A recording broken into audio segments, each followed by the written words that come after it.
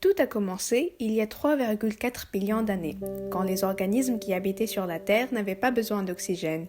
D'ailleurs, il n'y avait pas d'oxygène dans l'air, il était présent la plupart des temps dans les molécules de l'eau.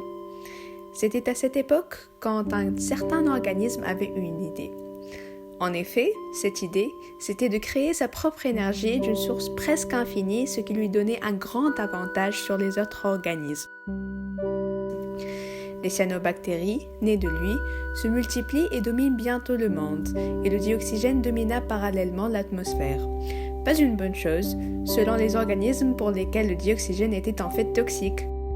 Mais la vie s'est ensuite adaptée, et voilà que nous respirons l'oxygène pour survivre maintenant. Mais, une minute, cet organisme, qu'a-t-il fait au juste?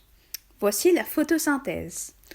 Disons qu'il a pris le dioxyde de carbone de l'air et l'eau sur laquelle il flotte, et la lumière du soleil, et ce qu'il en a formé, c'est le glucose et l'oxygène. Où est passé chaque atome pour former ces produits? Pour le savoir, on doit suivre les traces de chaque atome dans la réaction avec l'aide de la radioactivité.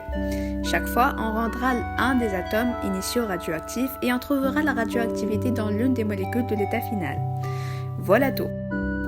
On a maintenant découvert le passage de chaque atome dans la réaction. Mais ce n'est pas tout, évidemment. La lumière et la chlorophylle, qu'est-ce qu'ils manigancent au milieu? C'est ici qu'on introduira un petit changement dans notre réaction. Ce n'est pas une seule réaction, on peut la diviser en deux phases. D'abord, depuis la dernière étape, on a déduit que les éléments de l'eau se divisent à la fin de la réaction. Ce qui veut dire qu'on devait faire quelque chose pour les diviser.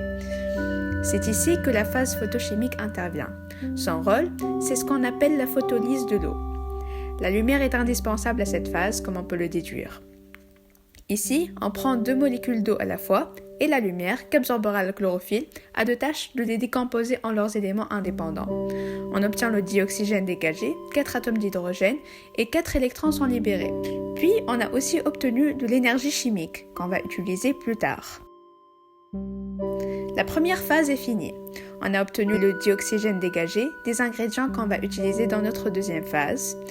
On a aussi utilisé l'eau, la lumière et le chlorophylle. Ce qui nous reste alors, c'est le CO2 et les éléments obtenus dans la phase lumineuse pour obtenir le glucose. Voici donc la phase sombre. La phase sombre, ou indépendante de la lumière, sert enfin à la formation de sucre. Ici, c'est autour de l'énergie chimique qu'on a capturé de la lumière sous forme d'ATP de nous fabriquer le sucre à partir du dioxyde de carbone et de l'hydrogène, dans plusieurs réactions chimiques incluses dans un cycle appelé le cycle de Calvin, qui est un sujet pour plus tard. Bref, récapitulons. La photosynthèse se fait en deux étapes.